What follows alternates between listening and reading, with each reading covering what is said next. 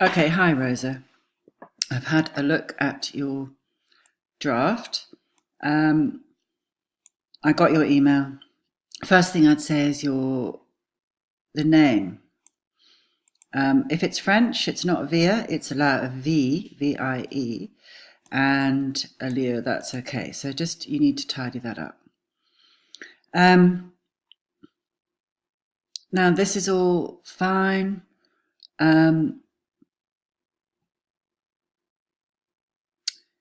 Now, here you said fashion goers get in Adelaide. I'd say fashionistas or fashion obsessives or something. Remember, you've got to be really, really clear in your mind who your target audience is. And I think it's young girls from probably the age of about 15 to 20, maybe 15 to 18. And I want you to actually picture that girl in your mind and imagine that she's your young cousin or something, and you're talking to her, because that's how you're talking to your target audience. So you said here anyways. Now that's fine because that's the way you speak. But if you say anyways there, then say anyways here. Okay? Now your tenses are all over the place. So you're saying in October of last year, I was fortunate enough to attend 2 fashion shows at the Adelaide Fashion Festival. Now, so here you say, I've been waiting for this event and it's finally here. What you say is, I had been waiting so long for this event and it was finally, and the time had finally come. And then just a bit more engaging, I was like a kid the night before Christmas. You know, you just get a really strong personal voice going here. So here you're saying there were 15 plus events. I think you need to give a little bit of an introduction, a little bit of an overview of the Adelaide Fashion Festival.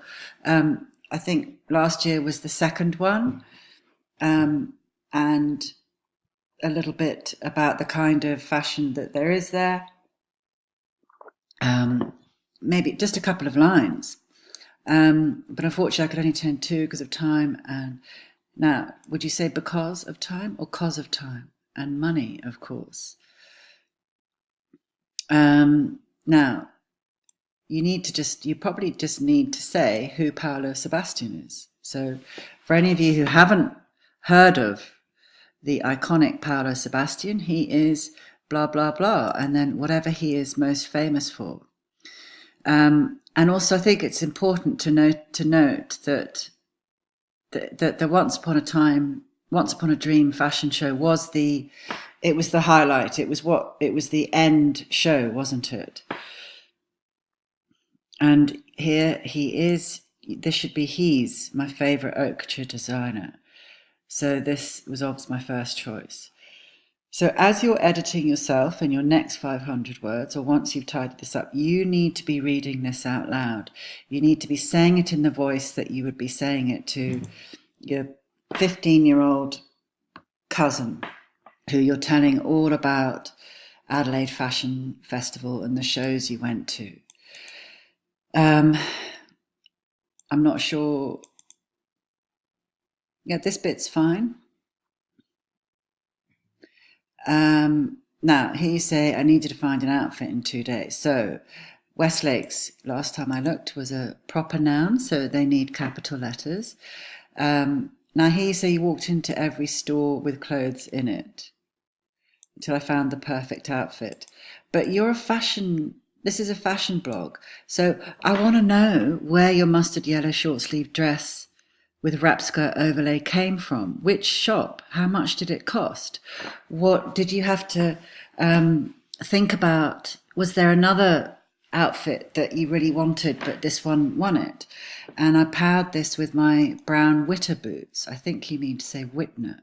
But brown boots doesn't tell me anything. You've got to be describing them in detail, okay? Are they high-heeled? Are they flat? What kind of a look does it give? Does it give a sort of boho, edgy look? And again, how much did they cost? For the purpose of your blog, you're going to need to give every single detail of everything you mentioned. That's how you build up the following. Gold dangling earrings. I have no idea what they look like. I've got gold dangling earrings. They're my lovely feather ones, and they were from Susan, and they cost $19.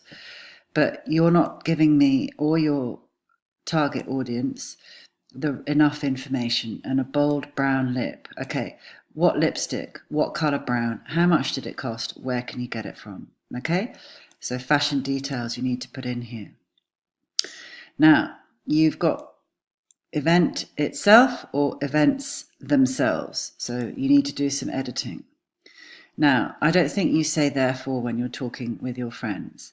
So again, you need a little bit more of a more exciting tone.